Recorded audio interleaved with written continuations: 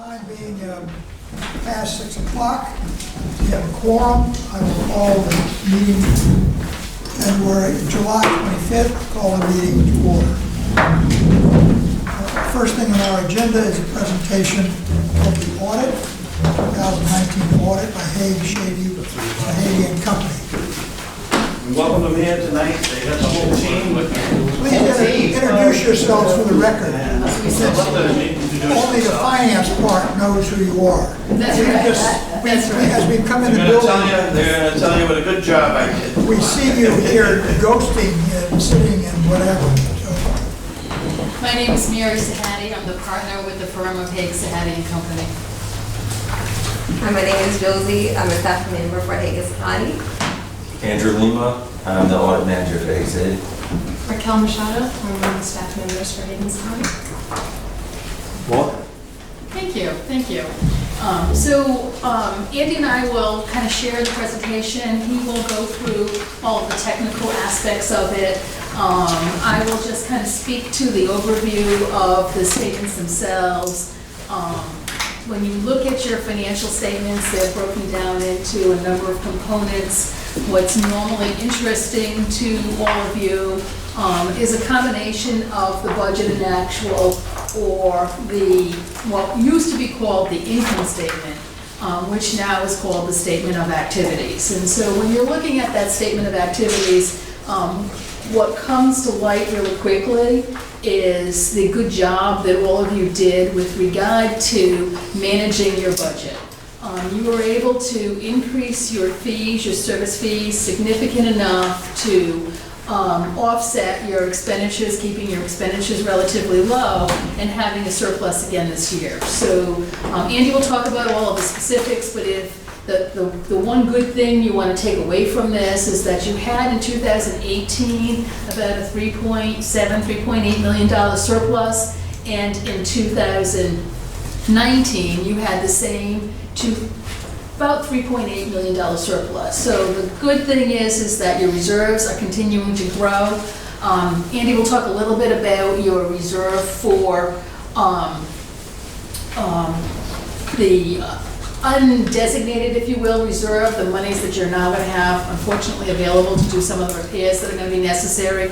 But if you look at it, it increased about $4 million from last year to this year, and that's because those reserves that or those surpluses that you created in 2018, you did not spend any of those reserves. So the good thing is you put them into this account, you have them, your unreserved amount continues to grow annually, so you will have it for future projects that won't be projects that you will bond for, but for operating type projects that you will have these monies set aside for. So Andy will go through the details in your financial statements. We will certainly be able to answer whatever questions you have, and if we're not able to answer them this evening, we'll be happy to get back to you with the specifics of the particular question. Okay, thanks, Mary. Good evening, everybody. As I said before, I was the audit manager on this engagement. I think overall the engagement went fairly smooth. We had no issues with any of the documentation needed to obtain the audit evidence to support our opinion, so that is very good. I also thought that the finance department was quite knowledgeable to help us along with some of the questions we might have had. So I'm assuming everyone has the document in front of them, so I'll just quickly run through the document, starting on page 2, page 1. Page 1 is our Auditors Report, and page 2 actually has our opinion. So if you were to look at the top of page 2, our opinion is that the financial statements you see in front of you comply with all the regulatory standards of the Governmental Accounting Standards Board. We believe that this is an accurate picture of the Bristol County Water Authority. If you very quickly look towards the back, you're going to see a second audit letter with our stationery at the top. That letter is required anytime we perform an audit under what's known as government audit standards. So being that the Bristol County Water Authority is I'm on page 61 really quick just to talk through it. Being that the Bristol County Water Authority is a governmental type entity, we're required to issue this report. And it looks at the potential for weaknesses in controls that might lead to misstatement of the financial figures. And we're pleased to report there were no issues. There were no what's known as a material weakness, and you can see the definitions there on page 61. And no other deficiencies that we felt were necessary to note. And again, you'll only see this type of letter in a governmental entity. There's no such letter in a non-governmental entity. Jumping back, we can start on page 5. Management discussion and analysis. That's a layman's term version of the detailed notes towards the back behind the numbers. So, as Mary said before, this year, year ended February 28, 2019, the authority's net position increased by 3.8 million or 5.7%, which is excellent, and that's on a GAAP basis, so that factors in any of your changes in your pension liability, your OPEB liability, etc. So that's excellent for the fiscal year. Your operating revenues also increased, and you were able to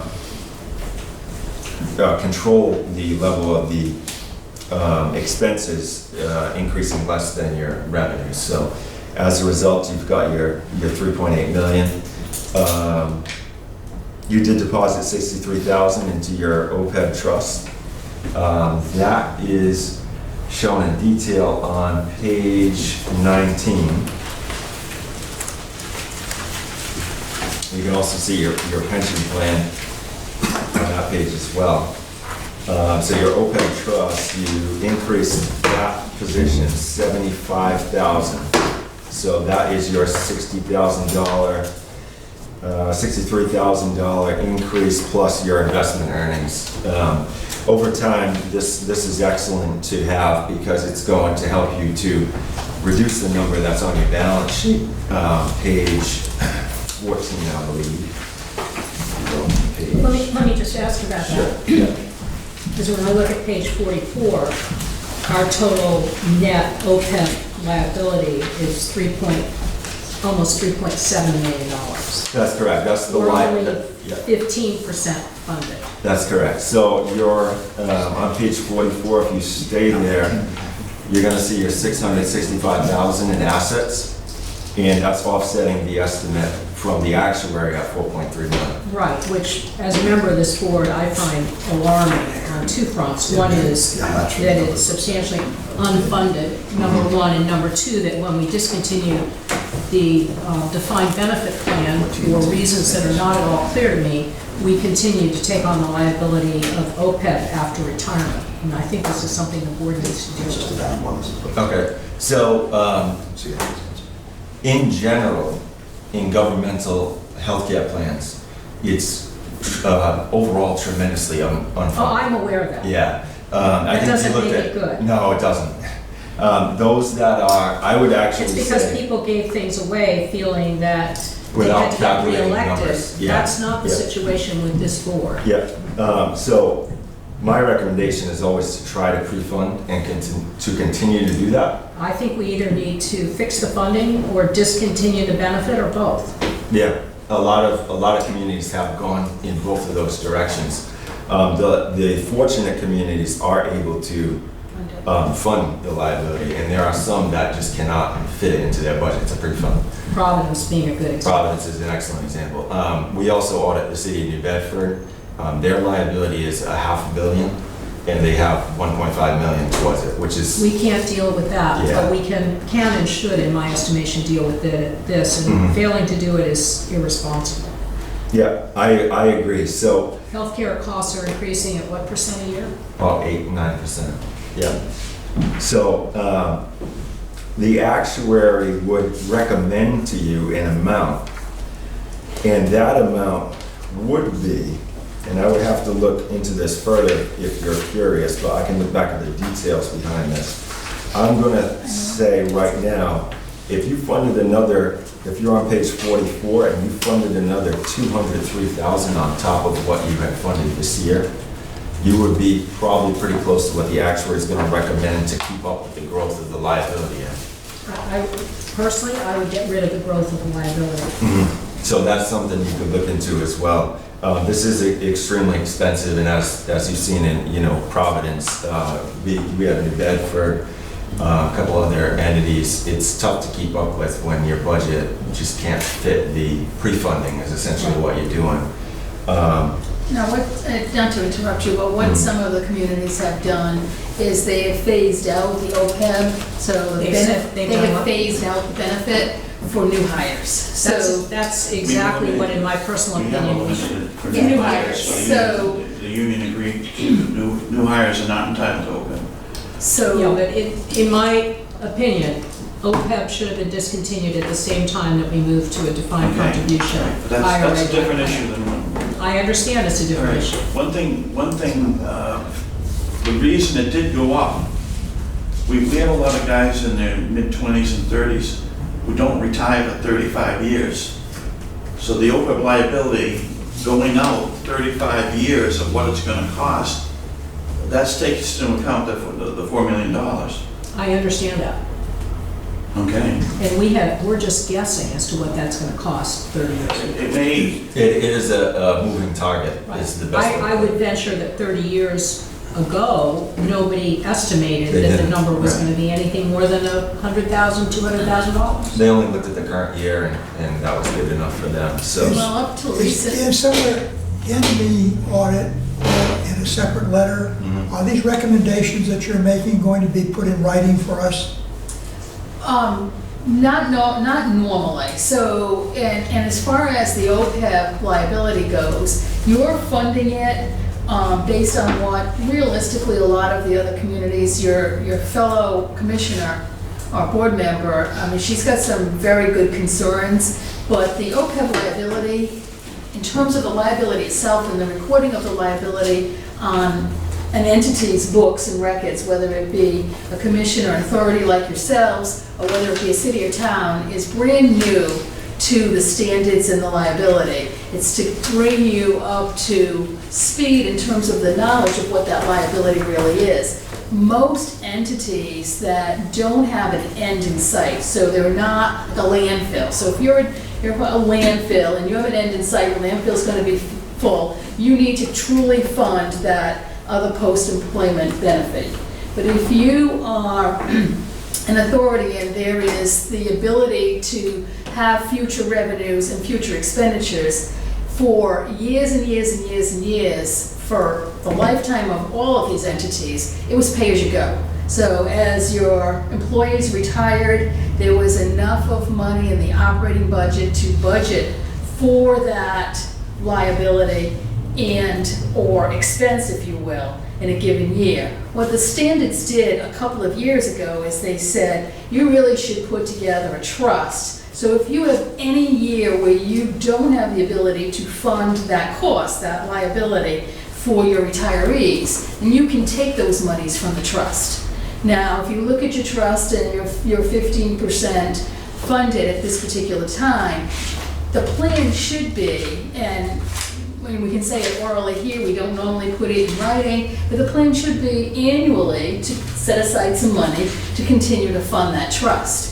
As your director just indicated, you've got a lot of young individuals that are currently on your payroll, so at some point, they're gonna cost you some money. What are they gonna cost you? We don't know. Andy just said that health insurance is going up at a rate of, 8 or 9%. Is your health care benefits, and you as a board going to continue to keep those benefits? Or are you going to change them? And I don't know what your plan here, I apologize, but is it a 75-25 plan? What some boards have done across the states is going to 60-40, or they've gone to 50-50. Every time you swing that benefit to the employees, you're also affecting what their benefit is going to be upon retirement. So Andy's right, it's a moving target. It's important to continue to be able to fund it. What is the rate? What's the maximum rate you need to fund it at? Does it have to be 100%? Normally, the only entities that have health care post-employment benefits at 100% are those entities that have no ability to have revenue in the future. And the one that comes to mind is a landfill, because the landfill fills up, they cap it, there's post-closure costs, and at that point, their employees are either retired or they're no longer, but there's no revenue to pay for these benefits. So, yes, I agree with Mrs., and I don't have my glasses on, McDonald, sorry. I agree with Mrs. McDonald that it's important to always fund your liabilities, whether it be your pension liability or, in this case, your OPEB liability. But what's more important is that you have a plan to continue to fund it, more so than take your reserves and put it into your OPEB, because you will be around to generate revenue to pay these expenses. We have made significant changes to OPEB over the last several years, and we are concerned about this. My reason for asking the question is that I look at your firm not only as competent CPAs, but you do business with lots of people, so you have experience, you know what other people are doing, you know what we'll call best practices might be. That's why I said it would be nice if that's either included here or in a subsequent letter. And we can certainly do To that. tell us the things we talk about, here's what we recommend. And it's got nothing to do with the audit, but here's what we recommend in this category. And we'll probably have some more of them before you finish. So the best practice on this type of liability would be setting a target year to have it fully funded. And usually it's about 30 years out. So that's pretty much been the schedule. I think that's even what the actuary would assume in their recommended amount to fund it. So you could obviously tell the actuary, hey, we want to go 50 so that the number's a little lower. Now here you have the luxury that this year you had a $3.8 million surplus. So I would say you've got an additional 200 that the actuary is recommending to keep up with the growth of the liability. I would say every year in your budget, maybe start with trying to keep up with their recommendation and set the target for 30 years down the line where it's fully funded. If that's too long and you want to go sooner, the actuary could crunch the numbers and say, you want to do it in 10, 15, 20, whatever the board desires. They could definitely set you on a schedule. So we can put that into writing or it can just kind of be in oral recommendation here. But that's what I would say. And I don't know, do we have anybody on a true schedule? I think it's the intent of a lot of communities. I think it's more the intent, because in most communities, they're still concerned with trying to fund their pension being the more important liability, if you will, to fund. And because the OPEB, as we've just said, is kind of a moving target, depends on the age, depends on the employees, where the pension is more of a solid number, and in a lot of entities, whether they be an authority of this size or they be Providence, have difficulty funding their pensions. And so pension is what people are most concerned with. Because remember, once somebody retires, we're talking about health insurance beyond retirement. But most of you, I'm not talking about you and your ages, but are going to go on Medicaid. And so, Medicare rather, are going to go on Medicare, and so the health insurance cost is going to drop significantly. Supplemental policy. That's right, once they retire. So that's something else to look at, because you're going to have a smaller window of time that you're actually paying this liability beyond their retirement age. Well, we pretty much dealt with the retirement pension situation. Right. There are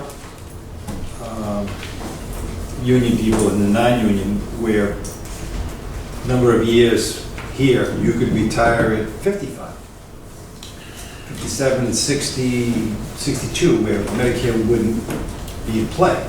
Right. So the question is, The actuaries. when someone tells you today that I put in my 30 years, I'm 35 and I'm 56, and December 31st, 2019 is my last day of work, and he's looking at, okay, what's my health care going to look like for me and my family that I've had all these years? Right. And that's why you have an actuary, and that's what the actuary looks at. It looks at a lot of the historical data with regard to your retirees over the years of the authority, and then looks at their current age and their future retirement age. Because you're right, there are a lot of people who start in any entity at a very young age and have their 30 years in and can get out at 55, and then you still have potentially 10 years worth of health care to pay for them. Thank you. Yeah, so they'll look at the probability of those different type of occurrences. And that's all factored into the analysis that's done on the figure. I think the total liability, so going back to page 44, you've got 4.3 million estimated, that's in today's dollars.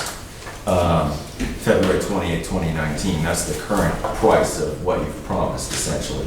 And it's based on likelihood. So the actuary, if you look at the assumptions, we've kind of got a summary here in the document, but 42 to 43, there are some of the assumptions they use. So what's medical inflation looking like based on history, based on the actuary's professional opinion? And you've essentially got 665,000 against the 4.3. So I wouldn't, like Mary said, take your reserves and dump them all in 1 year to say you're fully funded, but I would almost consider 15, 20, 30-year schedule and say, when do we want this to be? Total liability equals total planned position of the assets. And the growth will keep up, assuming you have a target rate of return in the OPEB trust to equal or exceed the healthcare inflation, you'll keep up. Whereas if you just keep paying out of your current budget year to year, you don't get that investment income to offset. Money makes money, in other words. Mark, what is he? I'd like to add, there's two things that I talked to the actuaries when we started to go over all this. There's two questions I asked. First of all, a lot of these people that are working here now, the trend used to be people work here for 40 years and they leave. The new trend, people work 3 or 4 years. So we might have 30 people now scheduled for OPEB, but many of those might leave. I mean, the trend is now people work 4 or 5 years, they move on to something else. We've had some leave here to be firemen or policemen or to other jobs that people don't stay in jobs like they used to, which is going to immediately reduce that long-term liability. The other question, the fear of funding it heavily right now is that there could be a point where Medicare for all, that we will have no liability in OPEB. There will be a Medicare for all program, somewhere down the road. So the $4 million is really a worst case scenario if everybody stays for the next 40 years, what that's going to cost. But you don't want to, like, I agree, we don't want to put $3 million in there. Because my question was to the retirement fund people, I'd say, okay, what if that happens and we have $3 million in this trust and this Medicare for all? How do I get that money back? And they say, well, we haven't faced that yet, but it's a positive, Let me ask a question. How do we monitor this provision that no health coverage is available to a retiree whose spouse has similar insurance? Right, we have them sign an affidavit. So we don't independently monitor it in any way? We monitor everybody when they leave here. If they have a spouse, they sign an affidavit that's signed that says, I am covered by my wife's policy, or I am not. That's not a monitor. That to me is a self-report. What do you want us to do?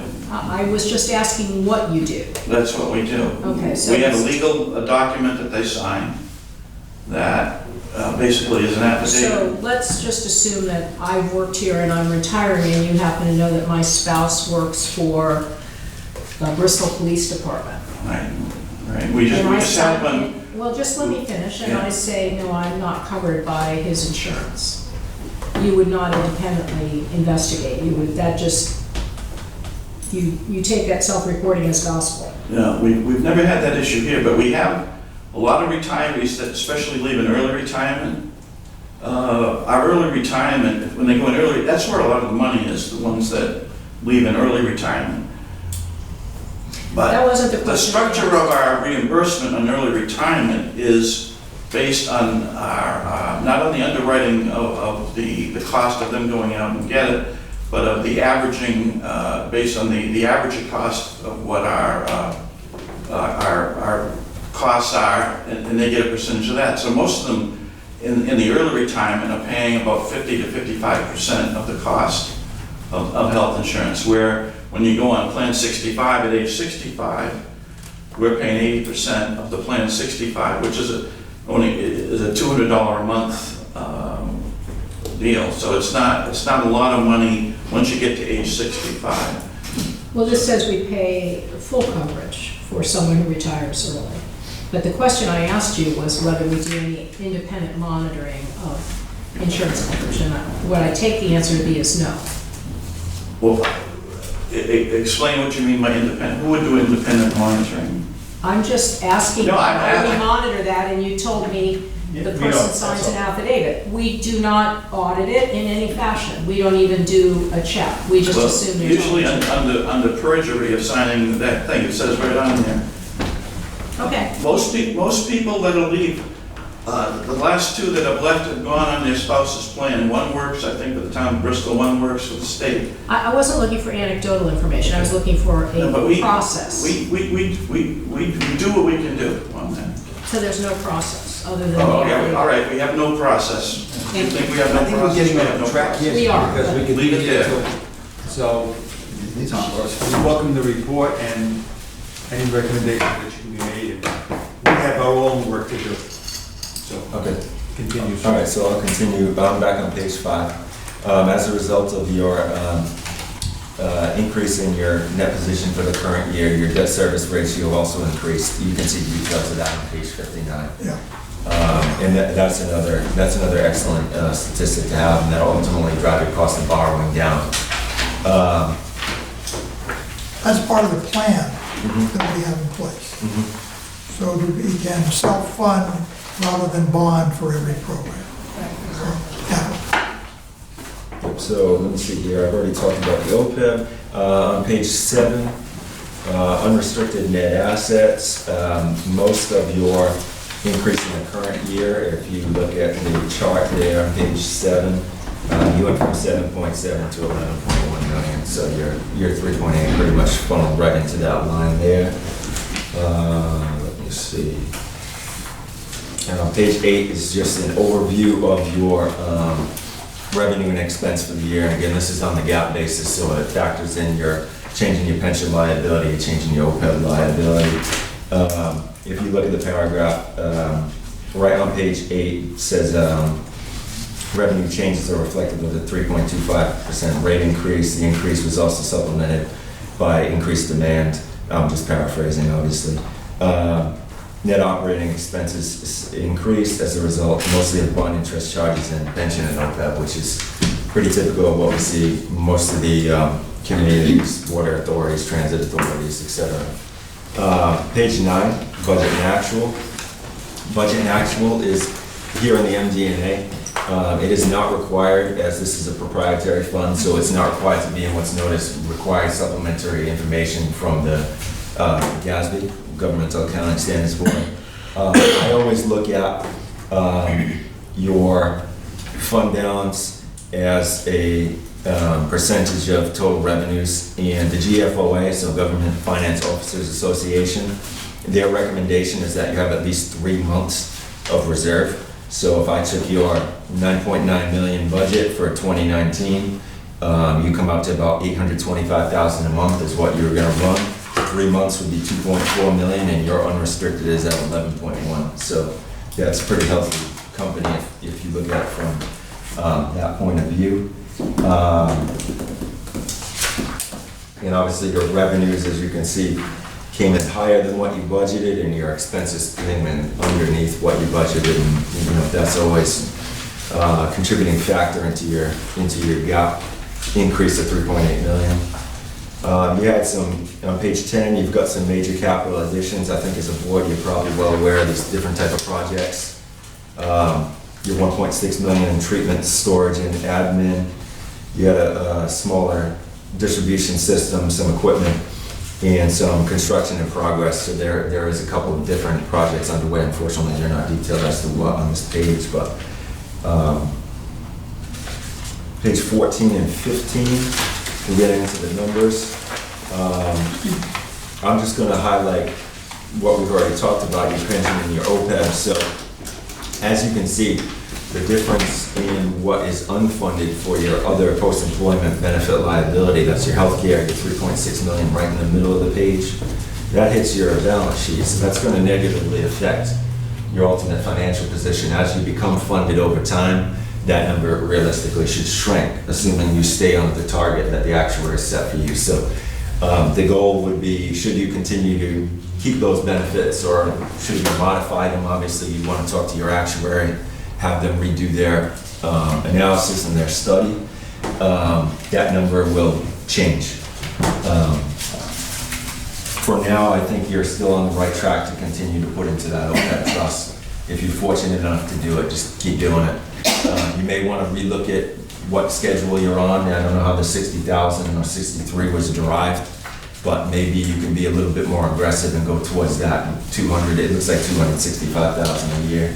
Maybe you can get on a schedule and they can set you up with a target 20, 30 years out. So your pension plan, based on page 37, your pension plan is 86.57% funded, which is excellent. Looks like you're on track there. This is a closed plan, so new entrants are not entitled to the same benefits, and that's noted on page 35. Let me see what else I've got here. We did help the authority internally simplify the actual accounts on its ledger for restricted versus unrestricted net position. So there were a number of entries that cleared old balances and brought them up to speed with what's defined by the GASB. And there's a specific paragraph. So if you look to page 23, we actually footnoted the fact that that was done. And so you can see there, right at the bottom, paragraph 34 and 35, there's actually a definition of restricted. And we looked at all the assets that could have possibly fallen into those categories. And we believe that the presentation this year is a bit more accurate. And we're on page 27 if you actually want to see the details. So to summarize, one of the criteria to fall into the restricted category is that the constraints placed on the net asset are externally imposed by creditors, such as debt covenants, grant contributors, or laws and regulations. So if you looked at the reserves you have on page 27, that fits right in that definition. Other than that, there is realistically no difference in accounting policy, I would say. No, I would say that the majority of the new reserve too is your 2018 bond, so your debt service, that's really what made this significant change from 3.4 million to 6.7 million in the current year. So as you utilize those funds, it will potentially even off again. That was it for me on my notes. So if anybody has any questions, we'll certainly take them. I'm not sure this is for you, maybe for Mark, and I don't know what page it's on. With respect to depreciation and with respect to the pipeline system, it indicates 40 to 100 years, as I recall. Yes. And what does that mean? Is that at 40 years? Some parts are one. I'm guessing some pipes are at, we're figuring 40 years left. Others are brand new and 100. But then what number does that actually produce, and how do you arrive at the actual depreciation amount? This was a private company. The intent was to go as long as they could, okay? They went on 100 years because it looks better. It has no impact on us.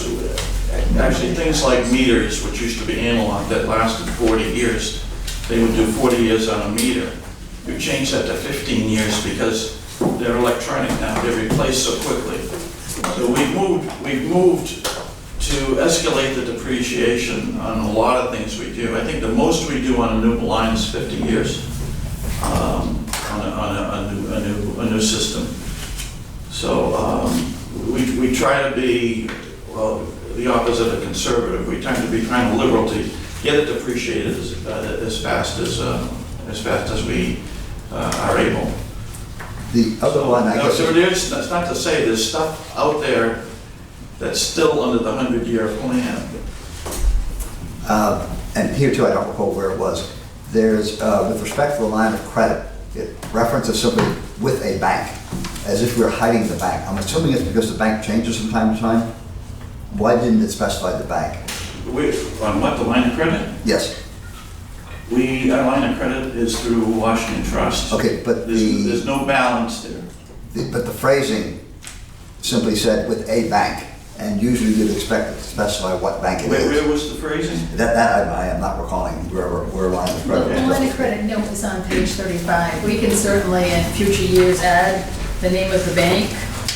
It just caught my attention as Yeah, we can being certainly, a lot of underhanded. times lines of credit do move from That's one right. bank to another. At this particular case, as of June, June because almost everybody's June, as of February 28th, 19, your balance was 0.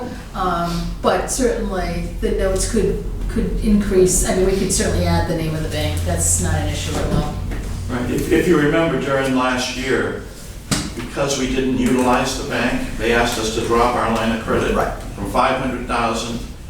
And we saw, with our increased reserves, we saw no need to, because they were going to take it away from us basically, because it cost them money. They put those monies in, they have to have a reserve in case we do want it. So I'm sure their regulators are saying, all right, you got a $500,000 line of credit, they don't use it. You're going to have to put away 100,000 in available to cover that. So we agreed to drop it. I believe it was up to 150,000. And there was some small fees involved to do that, but we kind of keep it as it's nice to have it. There was a lot of trouble to get it. That I think keeping it, even though it's marginal, how much we can take.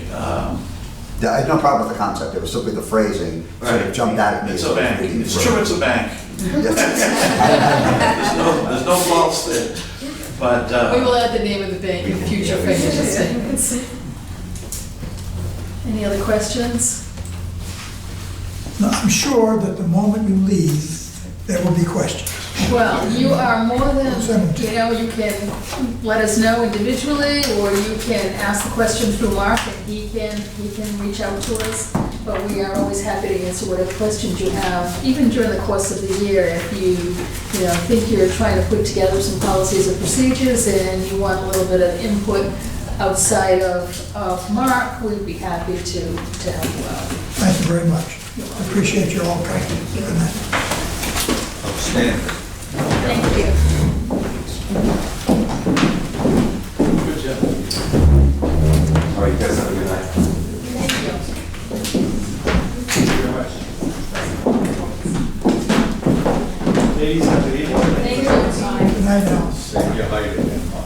Okay, policy committee request for variance on BCA rules and regulations.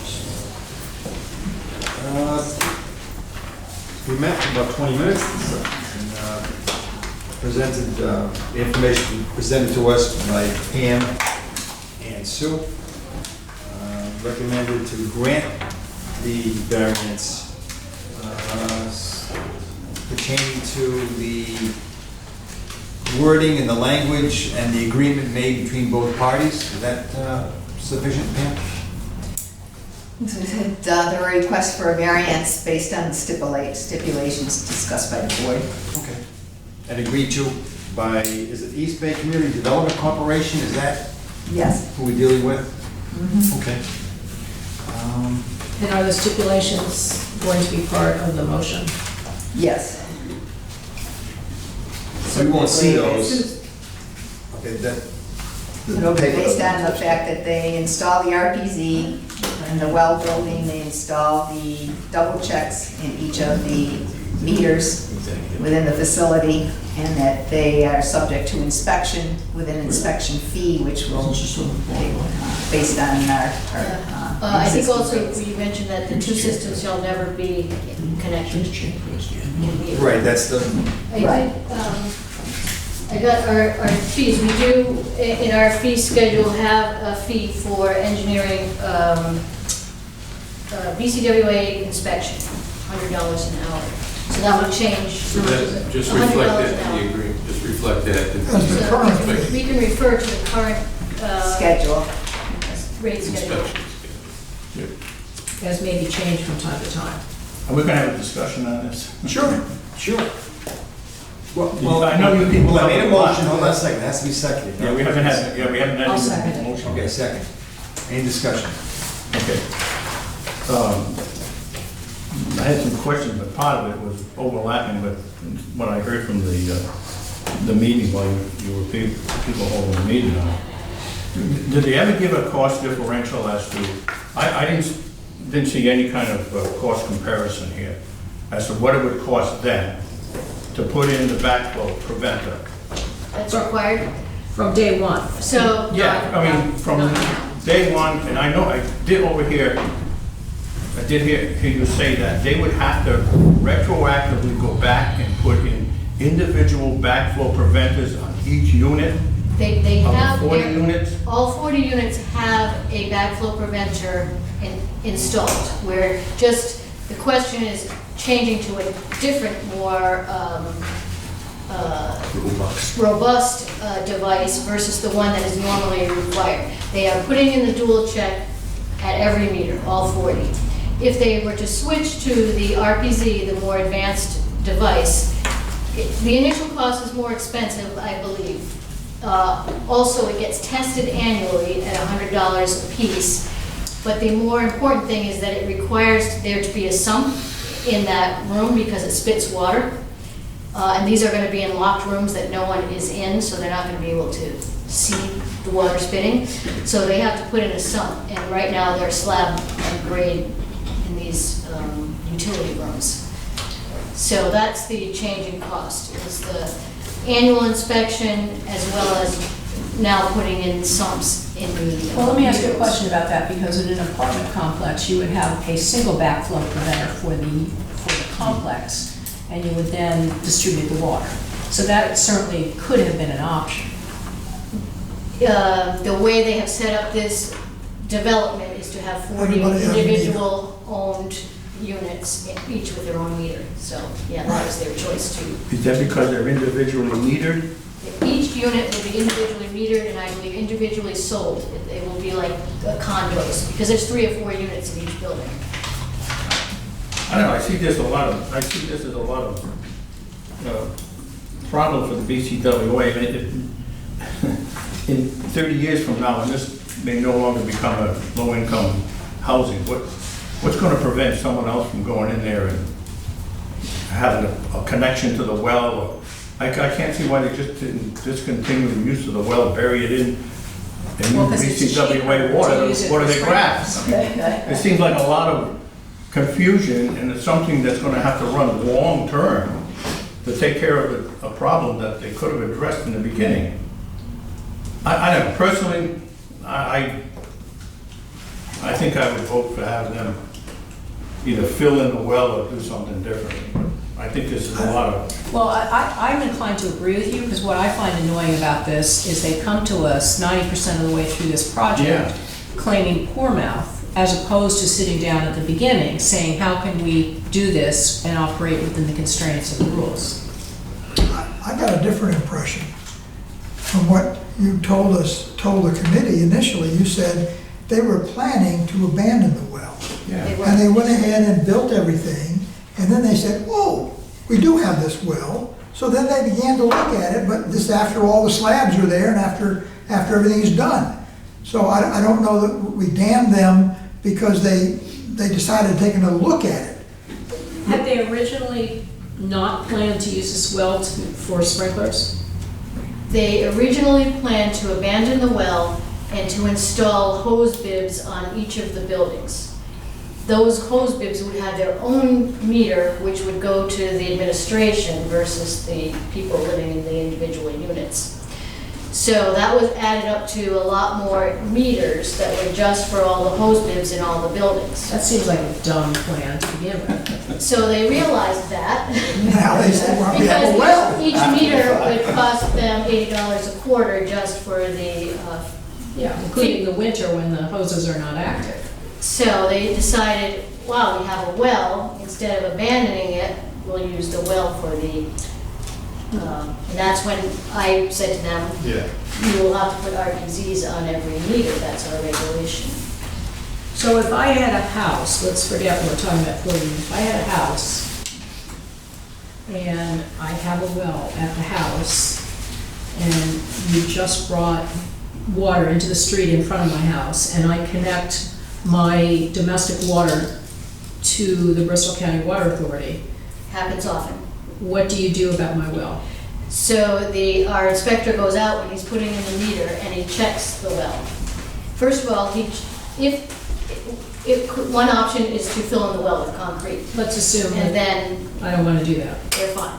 If you choose not to do that, he checks that the well is not connected in any way to the plumbing coming in from BCWA. Right. We do allow the plumbing to come into the house and to a hose bib, but Right. it cannot be connected to us. Yeah.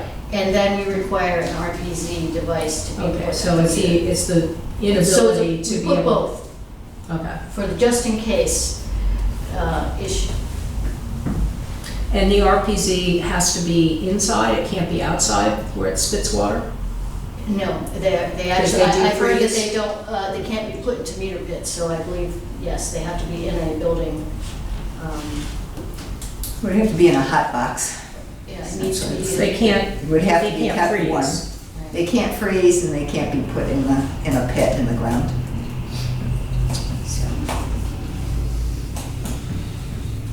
So therefore the conundrum Yes. on this particular issue. It sounds like until the cost was realized, to have irrigation for each building, what it would cost, right? $80 a month? Well, that's our current charge, service charge. For 3 months. Plus which the water would be more expensive. Plus Well, the fee for Right, the. so that's where the well came into play, where, okay, we have this water we can use, strictly for the lawn, correct? Right, it's just for the lines. Since each development, each condo is fully plumbed internally, just for each condo, they can't charge the condo owner, in other words, put it through their meter, for something that's landscaping for the entire complex. No, but it can be a common area cost, and they can allocate Right, which that. is what they Yeah, initially they do that planned. now, right? Yeah. I mean, if you own a condo, you get a charge. Right. Well, couldn't they fill that present well then? Put another well in somewhere else? Well, they still need to have the controls in a building. Even a homeowner's well would have a pump, have some controls inside the house. Any other questions or discussions? The committee did vote unanimously in support of granting them the variance. So, Ready to vote? ready to vote? All those in favor, raise your hand. Opposed? It would pass.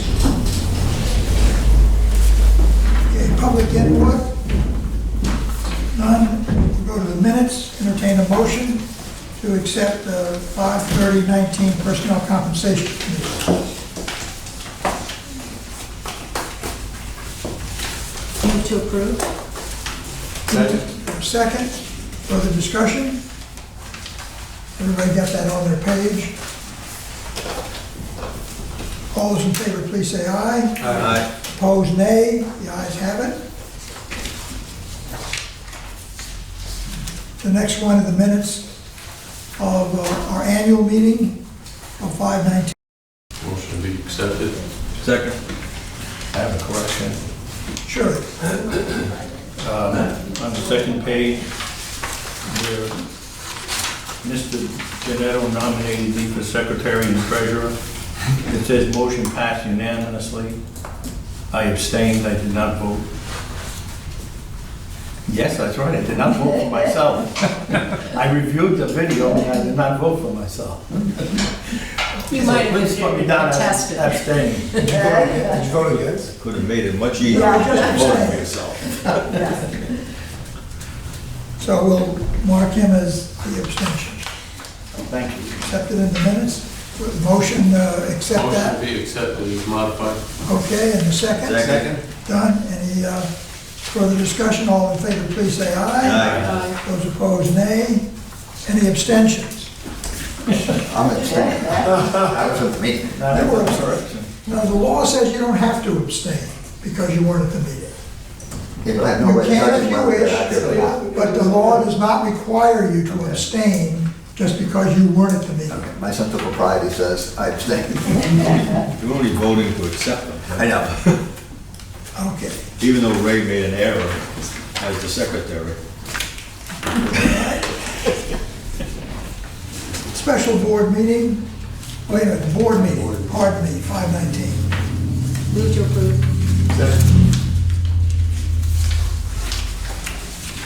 Any questions, additions, subtractions?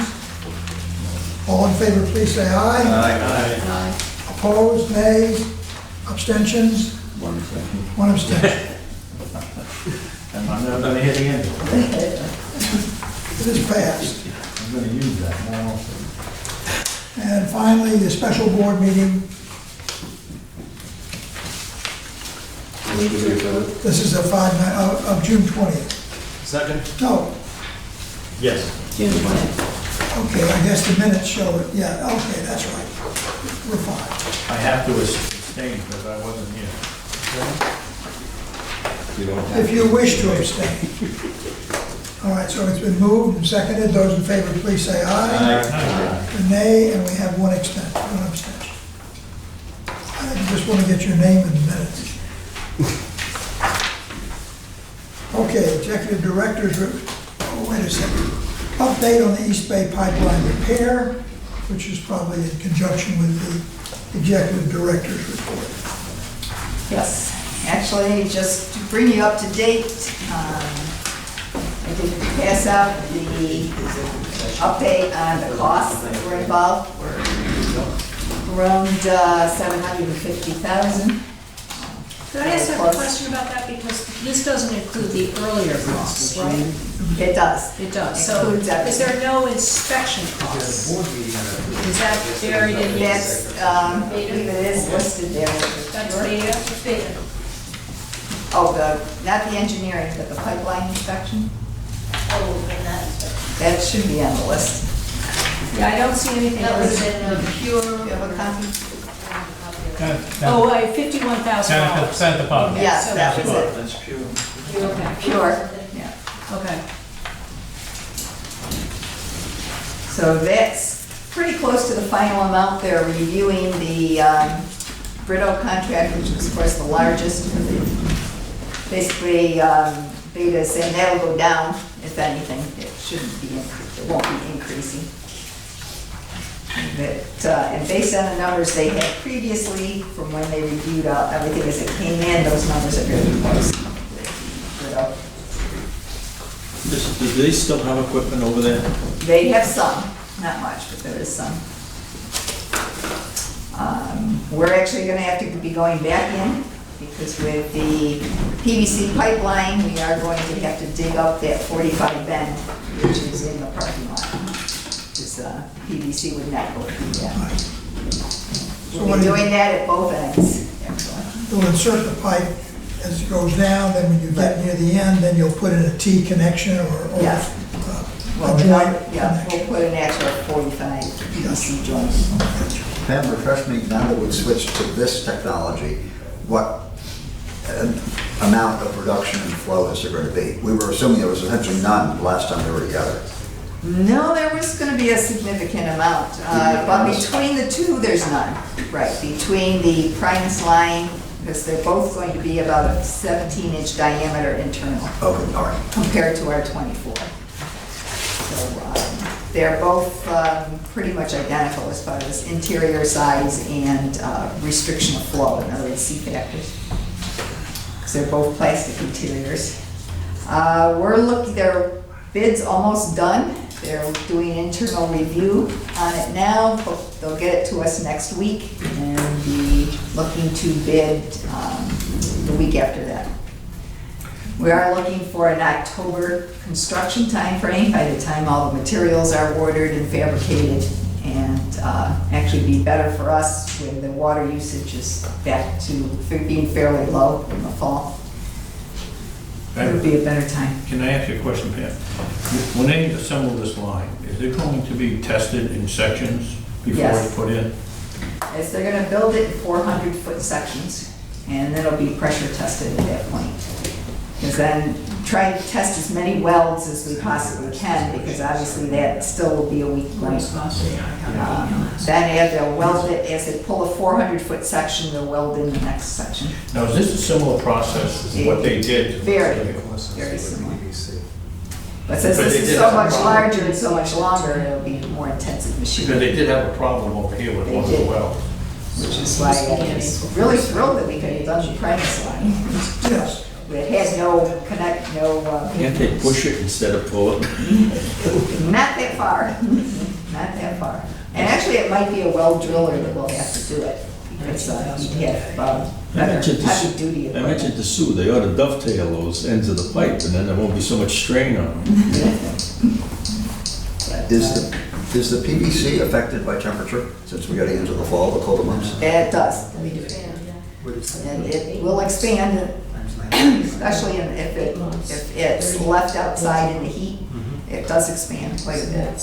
Okay, but by October or so, By Thinking more October, we'll be temperature. cooler. Yeah, it's just a much better month but it's, doing this work. you can still work with it even if it's cold outside. Oh, yes. That's- Yeah, it's relatively stiff, How does the piping get through? Is it pulled through or pushed through? pulled through. So it'd go from west to east?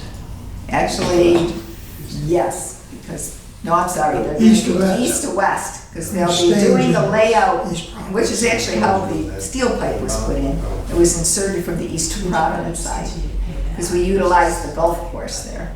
So But there's a then lot the of pull space, would then be east to west, right? It would go from East Providence to Providence. east to west, yes, You'll be pulling towards Providence. towards Providence. East to west. So we do the welds and whatnot, but the piping has to go through. Let's have one conversation, please. Excuse me, let's have one conversation, please.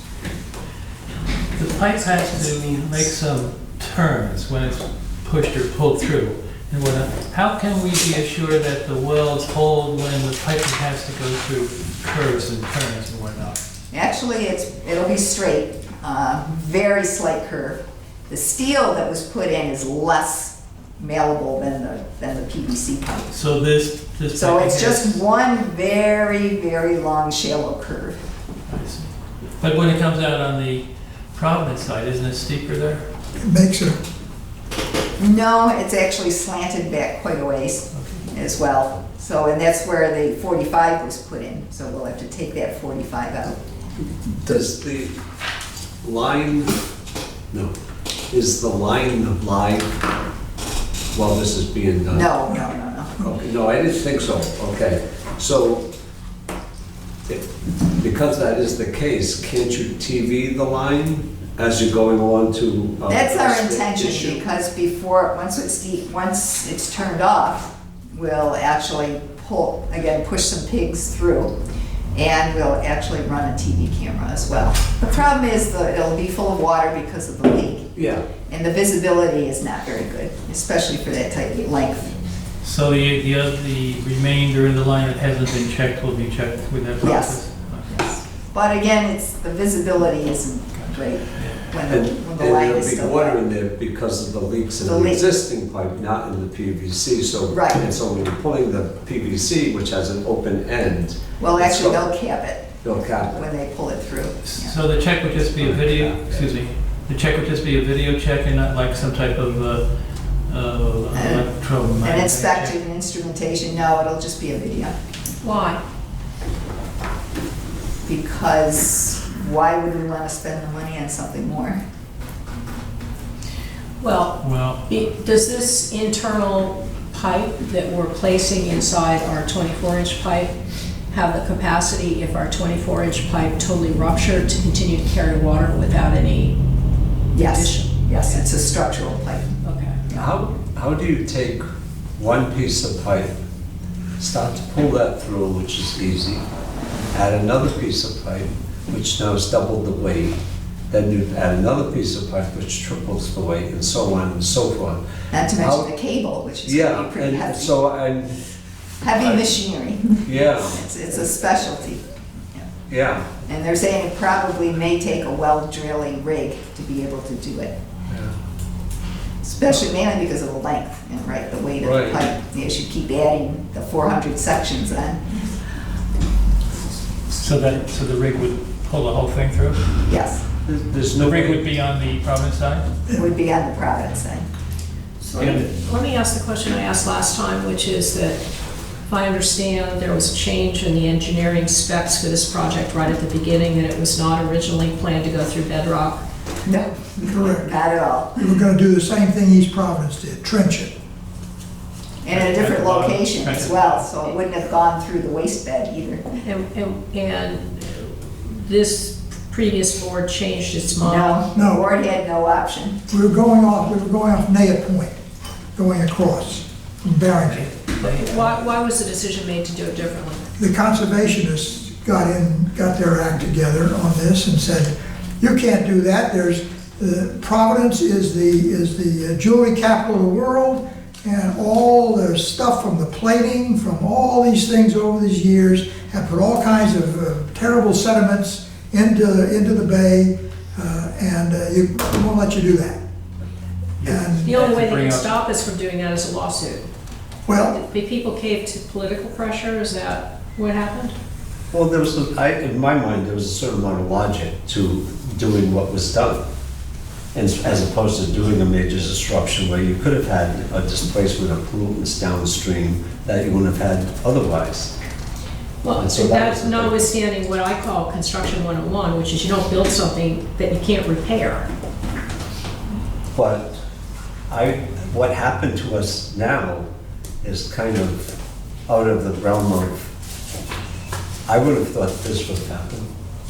You wouldn't have I thought? would not, what has happened, I don't think anybody would have thought it would have happened. No, I don't. Not within the first 80 years, Right, anyway. But, right. But it was not the Bristol County Water Authority's choice. No, it wasn't, no, I'm not suggesting that. No, I agree with you. I don't think anybody The expected people this who would were happen. reviewing the plans and the process and everything thought it was a logical choice to do that. the governor finally stepped in. And that's where, I think it was originally gonna be 28.8 million, and the governor said, we'll put in 14 point whatever, and you'll put in the other half. And then because we could not determine between the barge mounted boring test and the land mounted boring test, it didn't calculate that there was a line of quartz at the water's edge, and the drilling suddenly stopped. We ended up paying 35 million for the whole project. So we paid more than the original 14 points, whatever it was.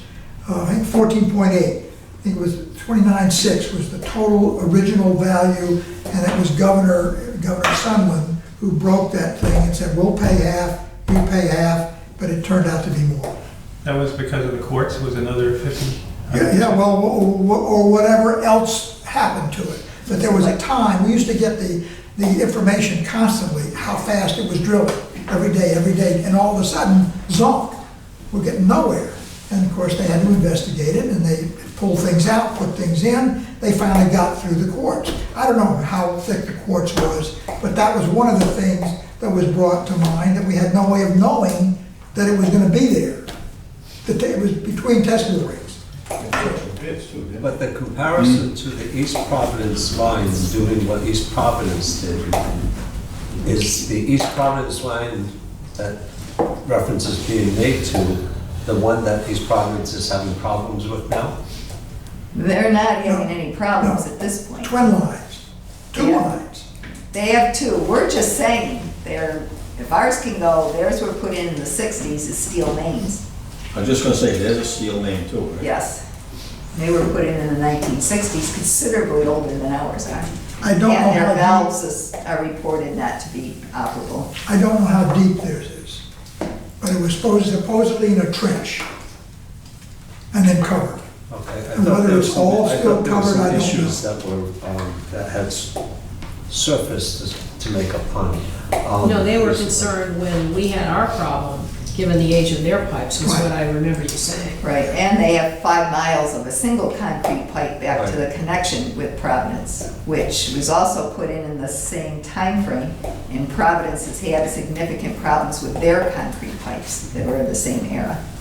And they, because of that situation, and they can't shut down their main unless they have a strong backup supply, in other words, from Bristol County or Pawtucket, to be able to actually inspect those water lines. What's the estimated economic life of the PVC piping that we're thinking about using? It's about the same, around 100 years. So then the next question would be, what's the estimated economic life of the wells for that piping?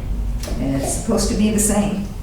Same material, I think. They melt them together. Yeah. Their That wells was essentially melt the pipe weak material. The weak point in the problem we're having now.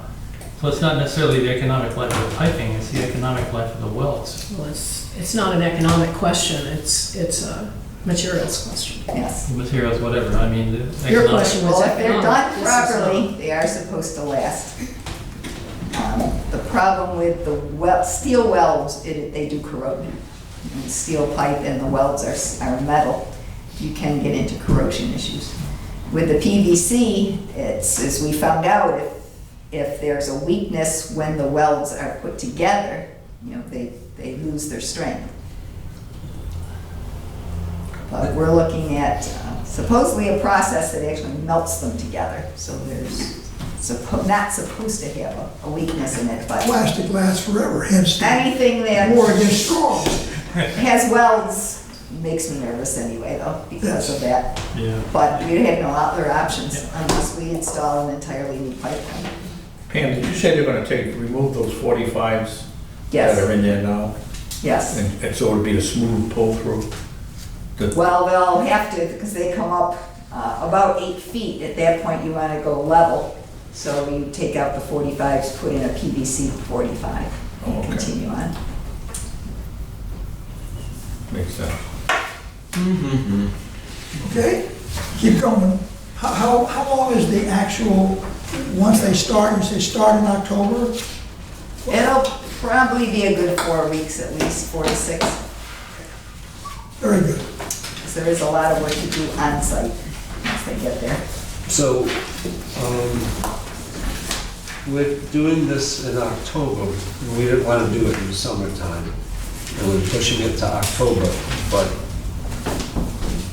is that the best time to do it? 4 to 6 weeks, you're in the middle of November if everything goes well. If not, you're going to start getting into colder weather. And It so- doesn't matter because you're not really worried about anything freezing. There's no services on the line. Okay.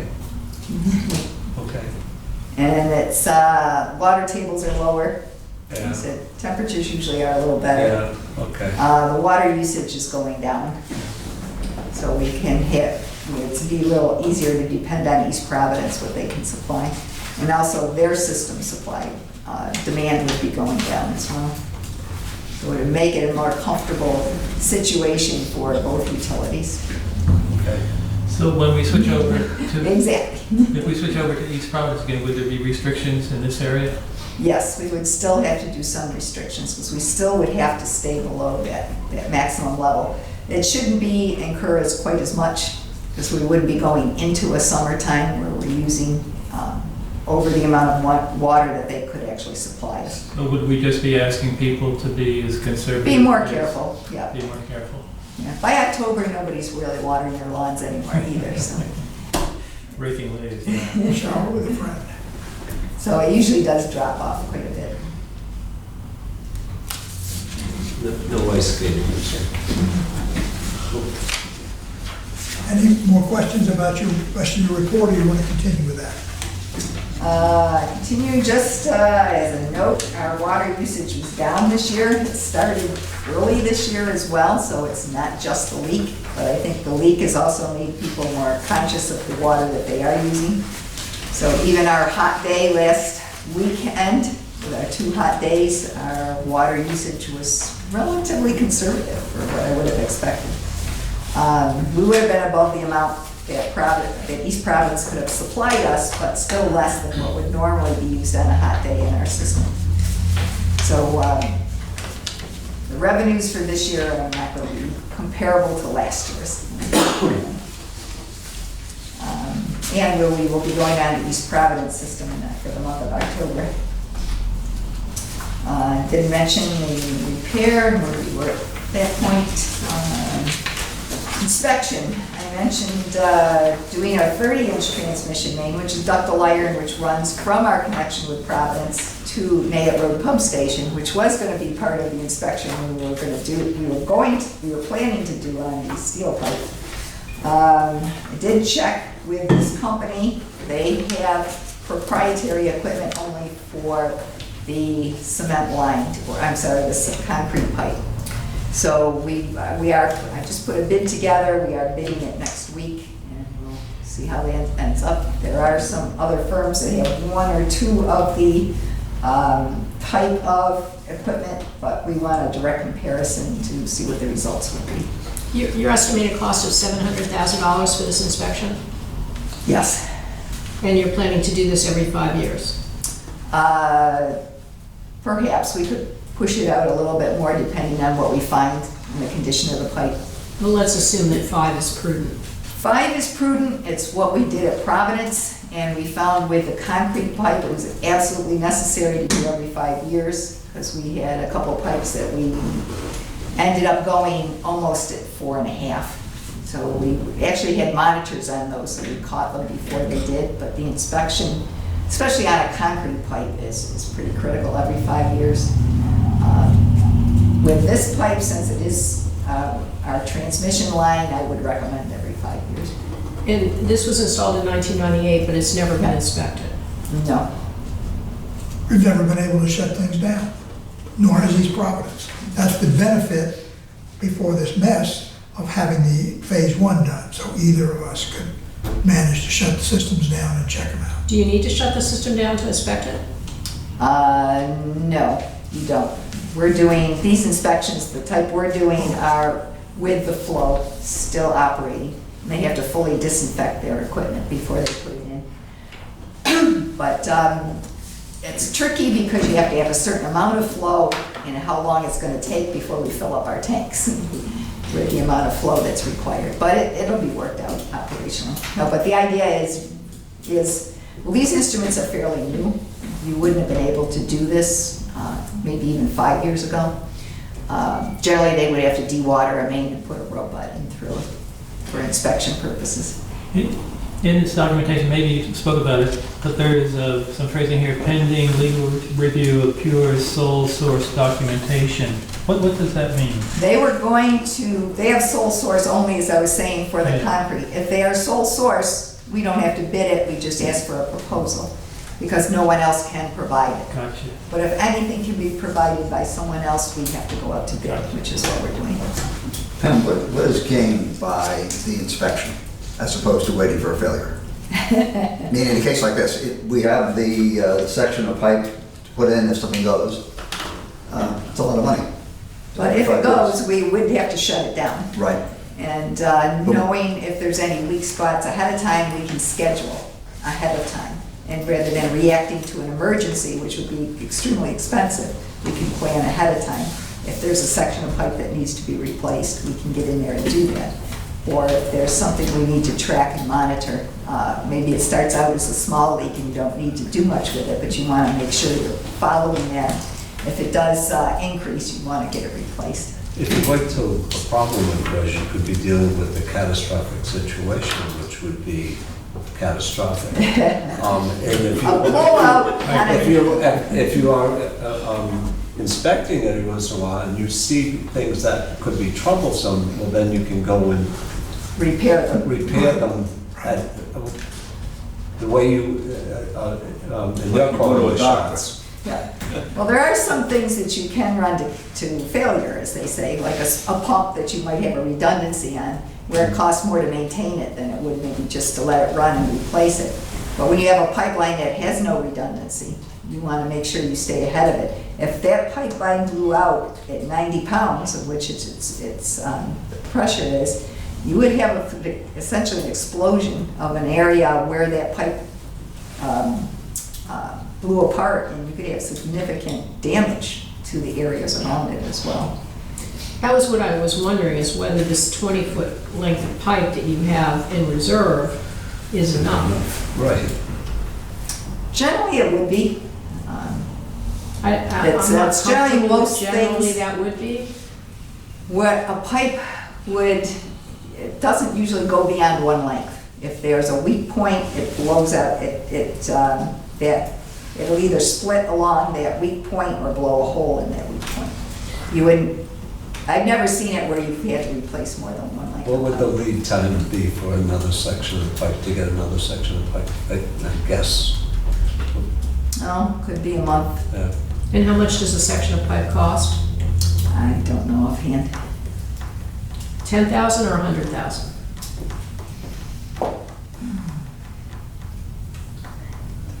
$10 to $20? I have no idea. If it's 10 to 20, bought it it. seems to me having two is better than one. A good question is, are there other facilities that may have something similar to us in reserve, a 20-foot section of 30-inch pipe? In other words, if you had more than one failure, could you go to another water company and say, do you have one of these available? And that might be something to look into to see. Yes, there is a system of assistance between utilities. We could put the question out there. It's unlikely that most people wouldn't keep something like that in stock. Oh, yeah. We do it for an insurance policy. I do it wherever I go. Even Providence, I- even Providence or Pawtucket wouldn't have anything like that? Pawtucket did because I bought it. What's the size of their pipe that you're saving? That I bought up there was a 60-inch. Well, Because if that goes, they're very difficult to get a hold of. two reducers and we can borrow their pipe. That would be expensive.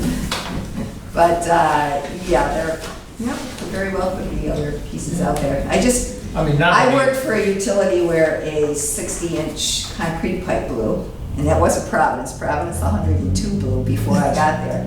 And it shut down the whole western side of the system for about 4 months. Well, I mean, you don't only have to look in Rhode Island. So I think want to make sure we have backups. You could always look at other neighbors, like. Anywhere in the East Coast. Why don't we get the cost, you'll look at neighbors, but why don't we get the cost of another 20-foot section of this pipe, and we can have a discussion at a future meeting and decide if we want to add it in. Okay. All right? Any other items in your report that you want to go over? Oh, the Hope Street tank. By the way, your report says that the meter installation is 72% complete, and Randy says it's 60-something percent complete. Well, I think I got my numbers after his. Oh, okay. Because I got them from him. All right. But he used the same number of meters. Yes. Anyway, So anyway, the tank site, the report has been submitted to the DEM. Again, as we discussed at the previous meeting, we are recommending that the property, the high levels of lead that exceed the commercial levels be removed, and there's only a couple little patches. And then looking at moving the soils into a restrained area and then capped for the ones that are below the commercial levels. So it'd be, in which case we don't have to do a full site cleanup at that site, which would be very expensive because there's so much rock involved as well. We were told we would have to pulverize the rock and wash it for that site. So the sites would be contained, it would not be accessible to the public, so, and the levels then would be below the commercial levels that we would be storing on the property. There's to be 2 feet of soil on top of that, so we feel pretty confident that that's a reasonable way to proceed. would there be any hazard to our employees once this project is finished? No. Like I said, it'll be under 2 feet of soil. Okay. Anybody have any questions? One question, Sam. Yes, please. Sam, do you have any idea just what's going on at the bottom of Wood Street in Warren? Is that water authority related? No, actually, that was due to the sewer line that broke.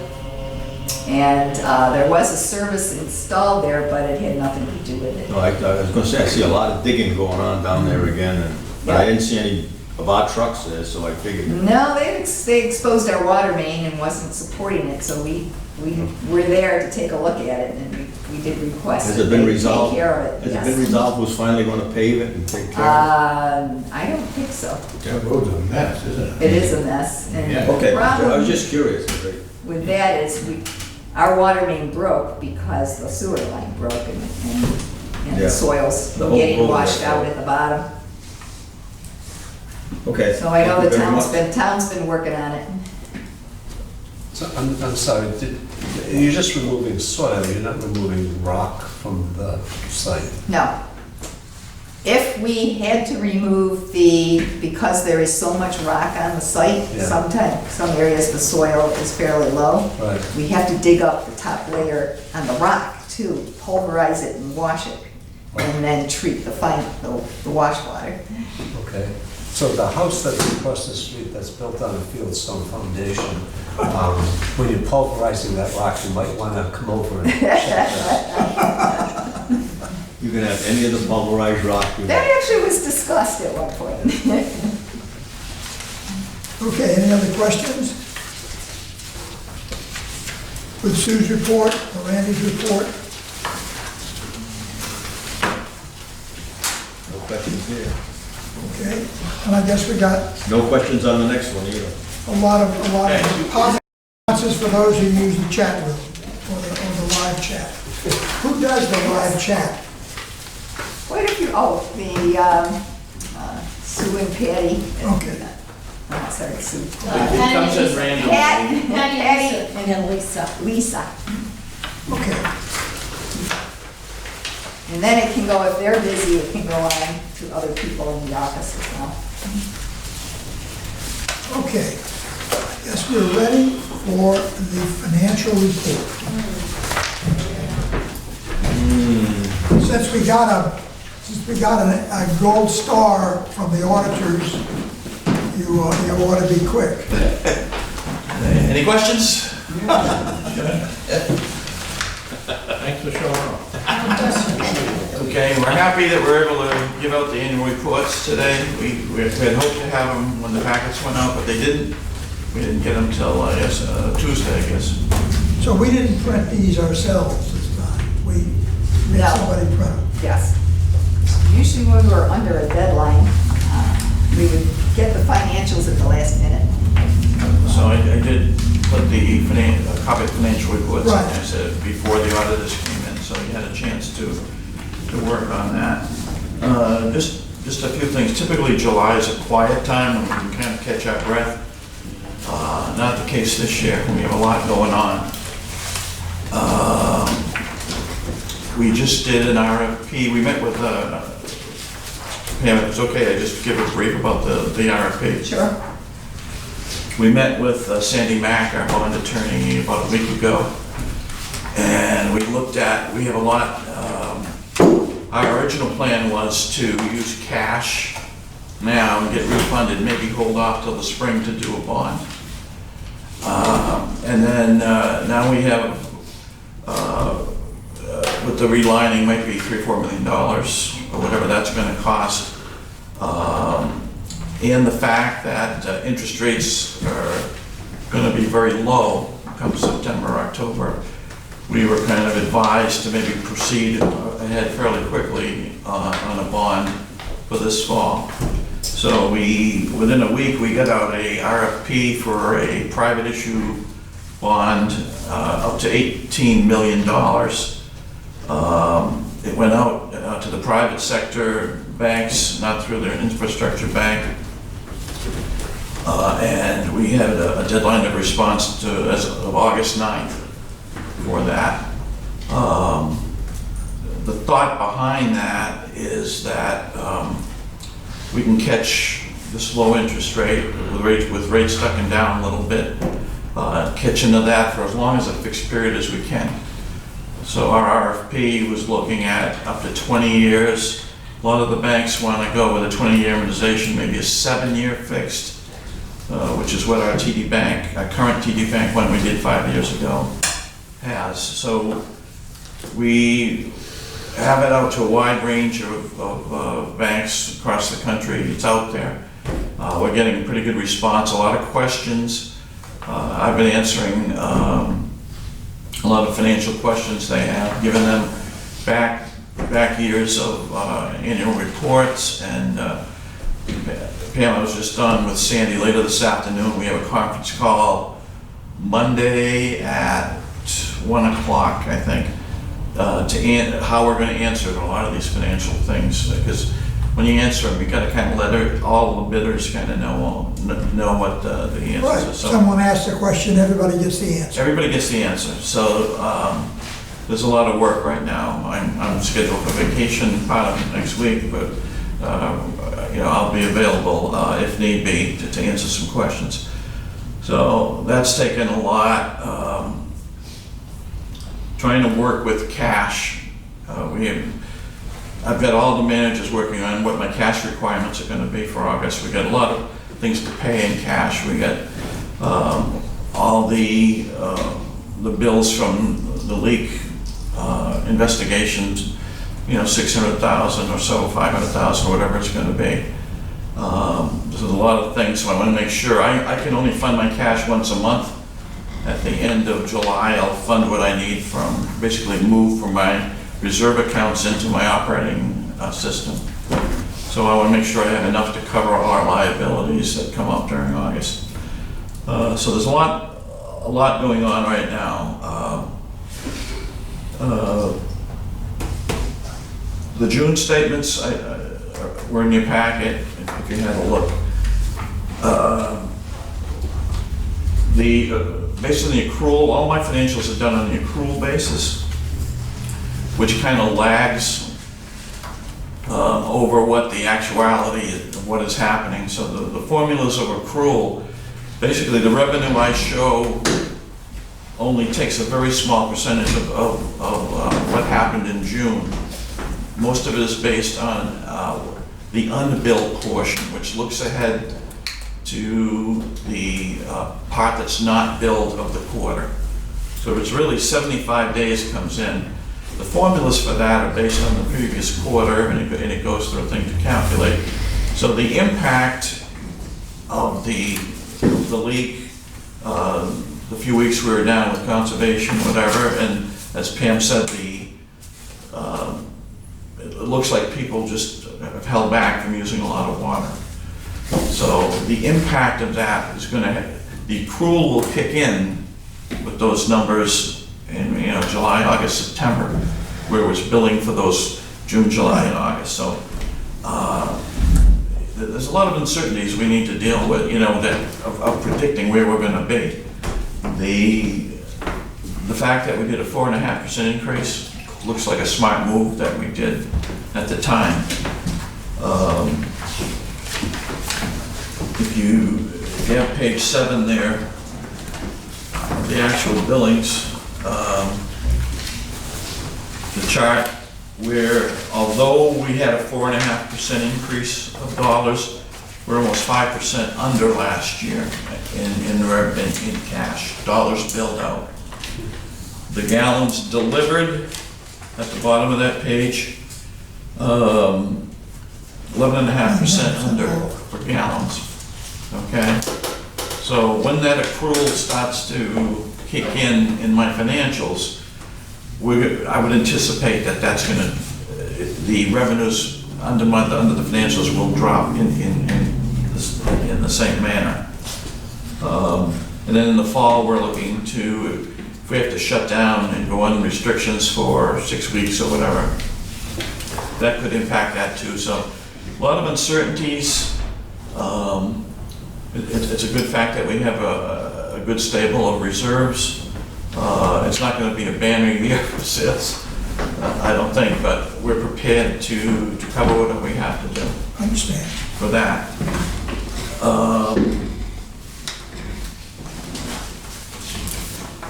The other, just this after, go ahead.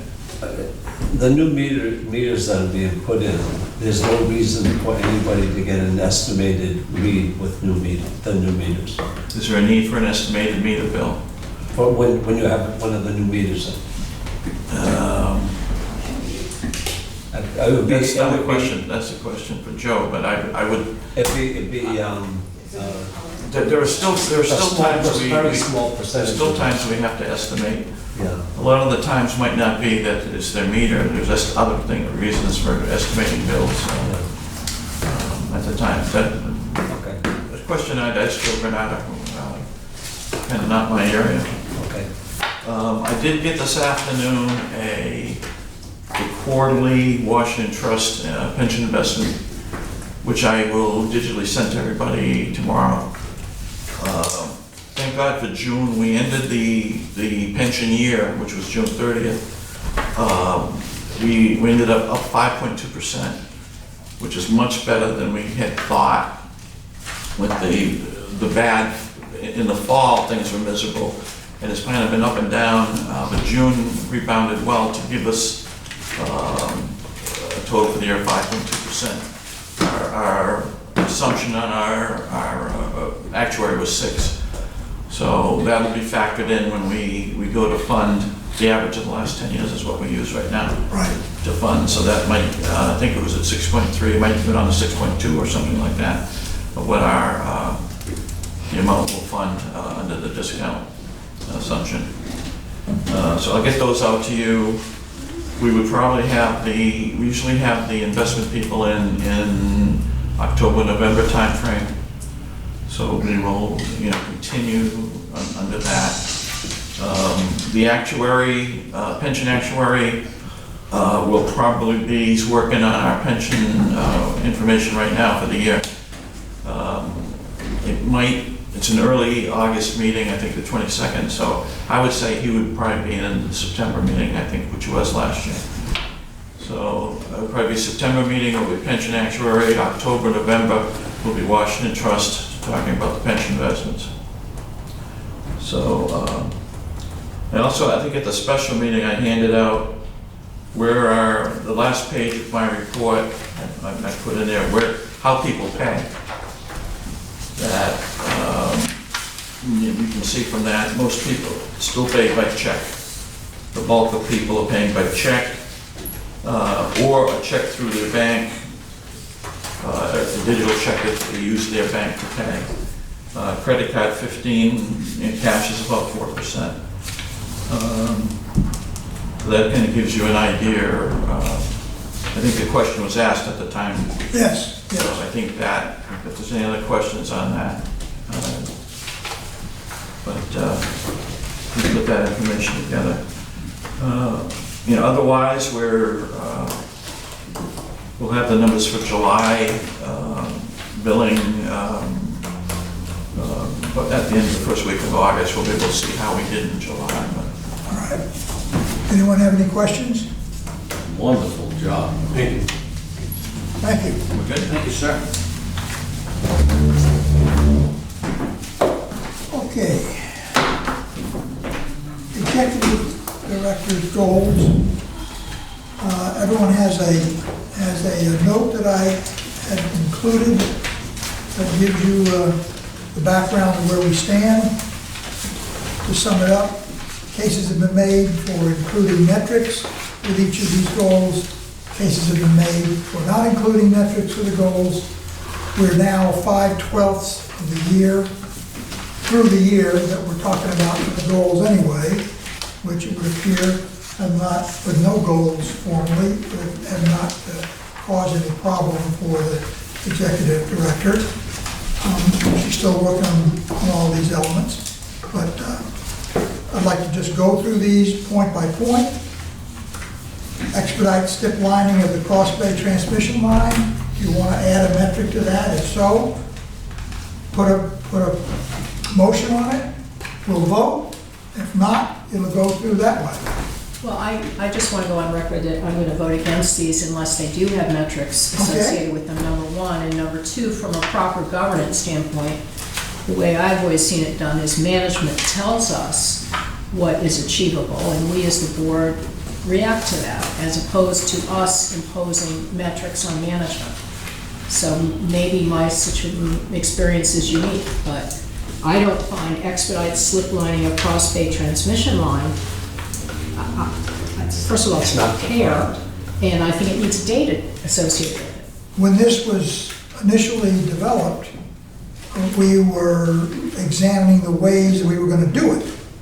And then we picked Primus.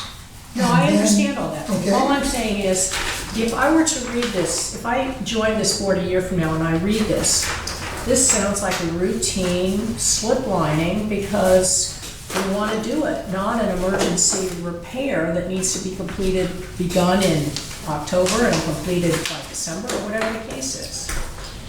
If you joined the board a year from now, you would probably be asked to read all the minutes and the reports for the prior year. And you I would don't think quickly the find out executive everything that was director's going on. goals should But force me to I don't read want all this to end up with a debate on the specific metrics. If you have a metric, put it down. If you want to ask the input from the executive director, she'll give you an input. You can vote if you I'd want like to to include it request or that not. this be given to the board with management's metrics attached. You'll have to get that in a vote then. You make that a motion? I move that we defer dealing with the executive director's goals until we get a piece of paper with metrics associated, including cost range and completion date. The Band-Aid's coming off. Second, further discussion. All those in favor of that, raise your hand. 1, 2, 3. Those opposed? It is defeated. Okay, now we'll go further. You want to put, I know you said you were going to vote against these. That's understood. Is there a metric that someone wants to put on this particular item? Let's find out, let's vote for it. Now, I'm just going to note, that the nature of the things we have here, certainly the first three, is such, there are so many variables, I don't say you can really put a metric. If you were looking at the slip lining, this has been a semi-disaster from the outset. And if we had had a metric in there, we would have blown it totally. That's why it's been done the way it's been done. But that, if you want to put a metric on it, put it on. I don't want to debate whether we should or shouldn't have it. If you want it on there, put it on what you think it ought to be, or ask. We can ask Pam to tell us what one might be, and you can decide if you want to vote for it. I don't want this, I want this finished, folks. Done, tonight, over. In the spirit of get it finished, I would just say that, and I've said before, that I like these kind of goals, and I think they need further definition, and I think they need to be more specific to the director, because these are giant to the organization as opposed to something that we can really judge her performance on. I think they need to be more defined. Don't forget, everyone No, was I know, asked I to agree. provide I agree. goals. Everyone was asked to provide information. We went through a lengthy process. Bill and I put all that together, came back to the board with all that. We had like a whole page worth. We said, this is ridiculous. We narrowed it down to 4. Then the pipeline went. So obviously, number 1, that didn't take a... I'm not arguing that. Okay, I'm just saying, what do you want to do? Well, you rejected all my ideas before, so. Okay, so that So, tells but- you but- where your valuable is, where your No, and input is. I'm just saying, I don't like this, that's all I was saying. Okay. I'm not trying to argue anything. Yeah, I said it started out with, in the spirit of moving it along, let's move it along, I agree. But I think we have to do something a lot different next year. Well, Ditto. I just,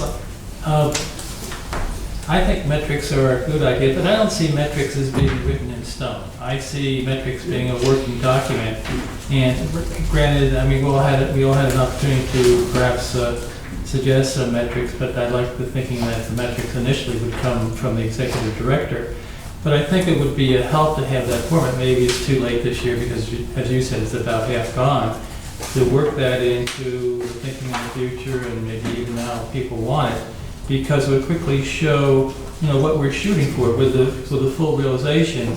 Those dates might change next month, but it would give us a working document to quickly read to see where we are and what our dates are relative to planning for not only the transmission line, but also for the connection up to Pawtucket. Those are my general thoughts. I'm not trying to, I think the idea has a lot of merit, but I do see metrics as a working number that could change from month to month. How about Probably this should be idea? changed from month to How about month. this idea? I'd like you to, like a motion to entertain them as they're written, and I would assign the Personnel Committee this option to look at metrics on the Executive Director's goals. So moved. And we could then deal with that and have everybody plenty of time to review that before the next time comes around. I think it's like a working process, and that would certainly start the process. He's moved it, is there a second? Second. So what is the motion? To approve these as they stand? Without the metrics, and that we will assign a task to the Personnel Committee to look into metrics, to have discussion with the board members and with the staff, and figure out what metrics can be applied, so that next year we won't have the same problem. Yeah, I think, well, the board members at any time do have the opportunity to present metrics relative Oh, yeah. to the date of the meeting to understand where the projects are. And But we do that anyway. She's giving you reports every month. so the fact we don't have them here doesn't preempt people from not talking about metrics. That was my thought. Okay, so we got a motion on the floor. Further discussion? All those in favor, please say aye. Aye. Those opposed? I'm opposed because I think that these sorely demand metrics. I understand, the ayes have it.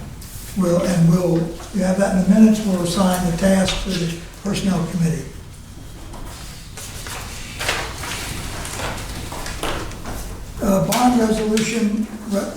Bond reimbursement resolution. If anyone can read all the legalese, you get a gold star.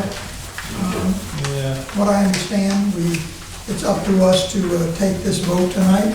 And I think this follows on from what you were saying. This right, would be Mark? a follow-up of the bond we're doing right now that'll allow us that any monies we do spend Get reimbursed. will be reimbursed. Move to approve. Seconded, further discussion? I have one question with the two-year plan. What's the project on Market Street for 1.8 million? We're slip lining the pipe.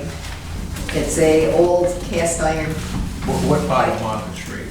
That's just on the section that runs between Maine and Metacom. Okay, All right, just a question, that's all I have. that's all right. All those in favor, please say aye. Aye. Any opposed? Any abstentions? Thank you. And I guess I will sign that. I'll do that after the meeting. Pavement contract. Yes, we had a little controversy on this one. Something we weren't exactly familiar with is the state MBE laws. Minority business enterprise. Yes. Do we have on record what the minority is, just for the record? Is it woman? Is it? It's As long as they qualify as a minority business, you don't have any insight into it. Okay. Yeah. It could be woman-owned. It's there, it could be anything. registered with the state and approved by the state. Gotcha.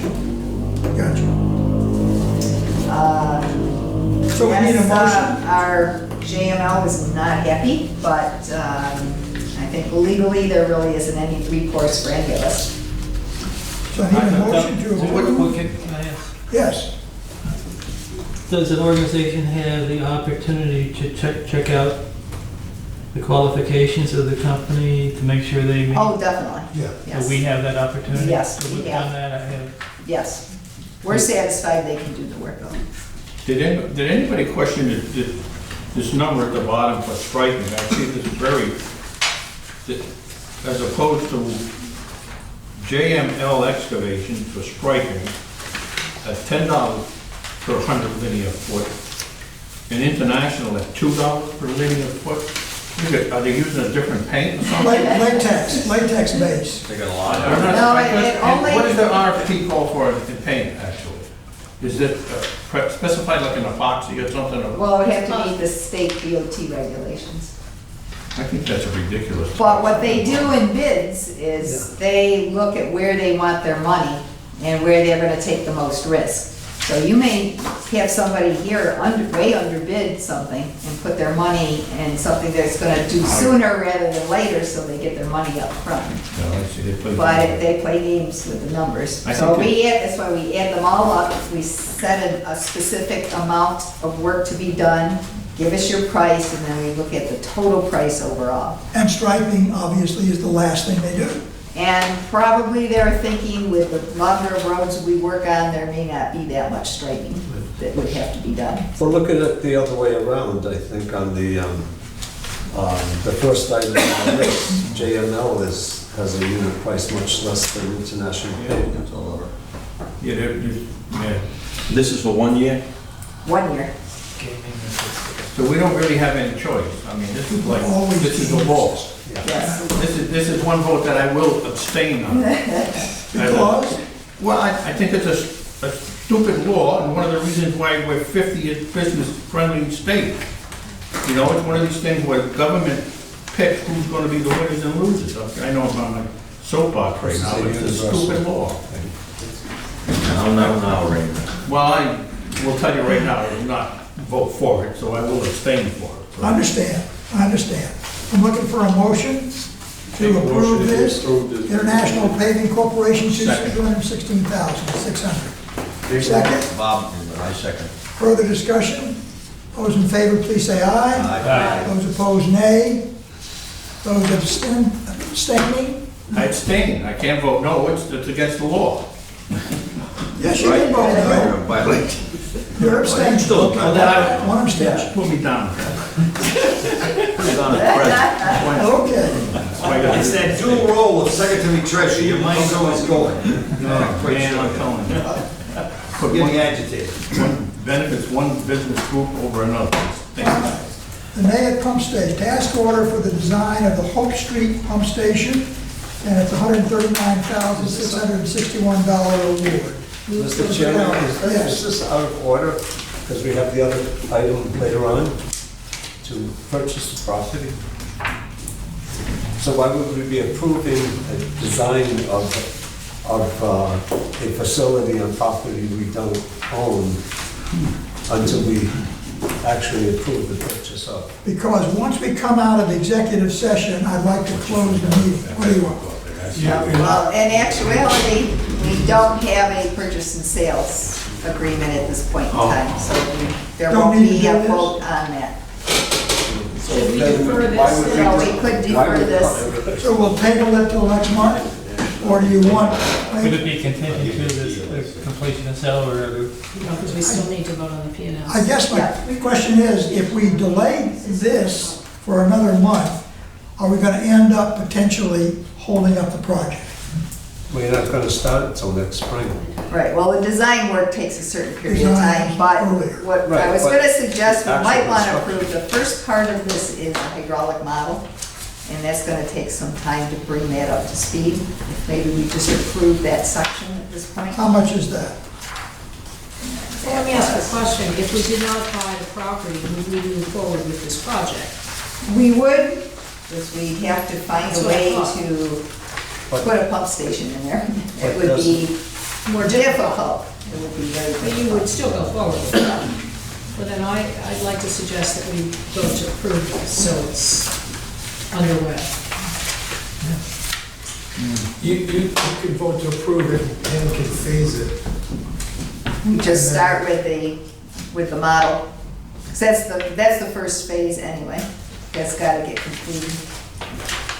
And actually, that is looking at the whole issue of the two zones as well. And what are our best options for where pipes will need to be Rather than bring it placed. back up, you would rely on her to just phase it, and then, you know. I have no problem with that. I'm comfortable with that. I'll second the motion. Okay, so who made the motion to start with? I'll All second right, it. further discussion? All those in favor, please say aye. Aye. Those opposed, nay. I abstain. One abstention. I hadn't even asked for that yet. And you want to vote on the pilot thing before we go into executive session? Yeah, we'll move that up, and then we'll go into executive session. Okay,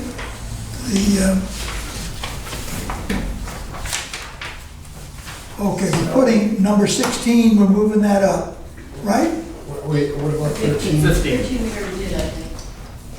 No, No, number 16 Well- is the pilot agreement proposal. That's the, no, it's hold on, 13. correspondence. 13. 13 is next, and as I mentioned, we are putting it out to bid, so there isn't Okay. really anything to vote on now. So now move 16 up, and that will not be discussed in executive session. say it again, please. You're gonna move item number 16 15, up. I think you mean. No, 15 you won't vote on tonight. Oh. So 16 you will, so move 16 up, then we can go to, into executive session. And then when we come out, the meeting can be closed, because there's nothing to vote on in the acquisition of the Hope Street pump station property in open session tonight. That will have to be tabled. You can vote to table that if you'd like. Make a motion that we move pilot agreement proposal up into the executive session. No, Before, See, maybe you're working It's with a open. different agenda. Yeah. 16 is board correspondence. There should be 19 items. yes, I have a different, They changed. 16 is the pilot. I have a different agenda. There's 19 items on the agenda. We have 19. 16 No, they up changed. to So- below 16 13. is the pilot. You're gonna move, you're gonna Number move 15 up. 16, 16. the pilot, will be before executive Open session. floor. It's gonna stay in Say open That's a session. resolution, right? Not a pilot agreement. Yes. That's So the ours resolution. says, ours says revised on the This is top. the only. Mine is correct. It's the only agenda. Yeah, mine's Revised revised. agenda. We There was- didn't get revised. Mine doesn't Yes, say it was revised. emailed. They came out electronic. Came out very, They came very out good. electronic. All right, so are we going off the revised? Yes. Pardon me? Revised. We're using the You're revised. gonna, so let's do this. Let's skip to 15, acquisition of property for Hope Street Pump Station. Vote to table that. Okay? Motion to be tabled. Second. Those in favor? Aye. There's no discussion. Done. Now we're gonna go to number 16, the pilot agreement proposal. Okay.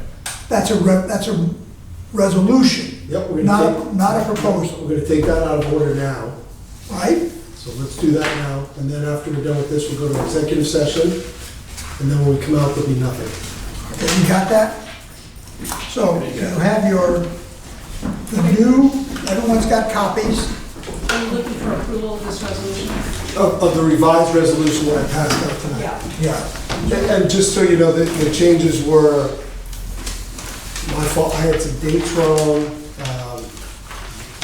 so I've corrected it. So the resolution really is just the board saying that they approve of the proposal made by the town working committees in concept, subject to working out a pilot agreement, which I am working on right now. So, a motion to approve the resolution as presented. Second. Second. Everyone has read it. You read the earlier one that had the minor errors in it, so in your packet. Okay. Any question? I've got some questions. Yeah. Maybe- I mean, I'm looking at the first one, I guess there's not much, that's the one I put my notes and whatnot. Yeah, But it says, and I'm at, we're at number 10 or whatever it is. The way I read it, we would continue to pay, the 25%, 50%, 75%, and so on. So we would pay, but during that period of time, that 5-year period, 5-year period, whatever it's 4 year, we don't get anything back. Right, this phases out what we were Is that a good deal for us? That's net. And we're paying, I'm but we're sorry. not getting it, now we get something back, but so the question is that a good deal for us? yeah, so if you look, that's the net Net, payment yeah. that was made to them. So that's after you accounted for our fire hydrant fee, the hydrant fees to I them. had that circled. It's the my next net, question. it's the net payment. So then it's. Nothing has changed. Nothing has changed. Okay, Yeah. yeah, I saw the net was up above, Yeah, net of hydrant fee charge, I just wasn't sure, thank you. yeah. Any other questions? Is there, once this gets implemented, is there still a pilot program, or is it just go away? Yeah, so I'm working on right now a new pilot agreement, because the statute really specifically calls for a pilot agreement. You have to have one that's renewed every so many years? Well, Could be a buck a year. it's not that specific, but the last one was 20 years, so I'm gonna set this one at 20 years, which I think is what we've discussed with the towns. And so I'm working on that now, and what I expect to do is send it to, the solicitors for each of the towns. There was just a couple language issues, I think, in their proposal, which will work out, and then that will come back to the board and you'll vote on it. Okay, so what we want to do with this tonight then is to recommend approval of this to be sent to the councils or to the... No, the resolution just essentially, we have discussed previously, the towns had a working committee that made a recommendation that the way we do this is we reduce the net payments in the first year. Right, yeah, no, I played on the other side. I'm just questioning. They're on board with this. Once this is done and implemented, I was questioning whether we need to have something in place to continue forward in case there are changes in the world. Yeah, so this pilot program will exist post this implementation. Yeah, so this is just you approving the terms in concept, if you will, and then we're going to reduce it to a contract. That will come back to you to vote on. And that would be a 20-year pilot agreement. So there will be something out there that someday things will change. Yes. Okay. Yes. That was my question. Okay, once this expires, what about the fire service? Where does that come in? So the contract will basically mirror this, which will say that we're not paying any pilot fee, and they're not going to pay. They're not going to pay any hydrant. They're not going to pay any hydrant fees. Right. We're going to cancel each other out. And that we will. Right, but you're going to put in a new pilot program effective. That pilot agreement that'll come back to you will say that. Yeah, basically, the dollars go away. The Okay, pilot yes. agreement will just be an agreement to agree. All right, I just was using the term pilot only, so I just wanted to make sure I understood. Just to Yes. comply with the regulation. Are we in executive session now? No. I thought we moved 15 into executive session, or? No, we will talk. Because you need to vote on this resolution in open session. This just moves forward with what we had essentially in discussion agreed upon. So we're going to take a vote? Yep. Well, once people stop asking questions. Ready to vote? All those in favor, please say aye. Aye. Those opposed, nay. Any abstentions? Beautiful. Okay. Are you here?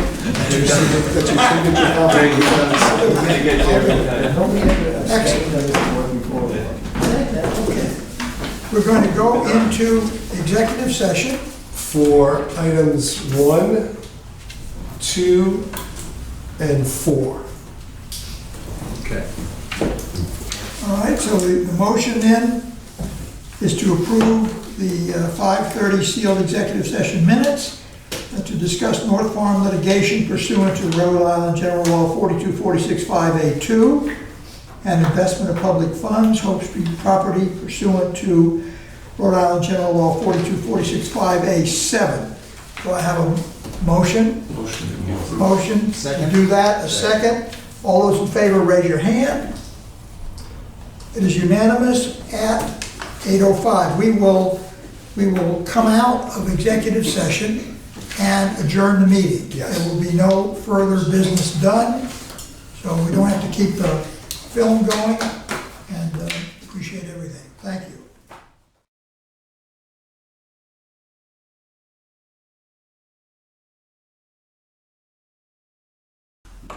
All right, the red light's on again. It's 8:14, we've come out of executive session. We want to vote to seal those minutes? Yep. A motion to seal the minutes and adjourn our regular session. So moved. Second. All those in favor, raise your hand. Those opposed, nay. Any abstentions? Thank you and good evening.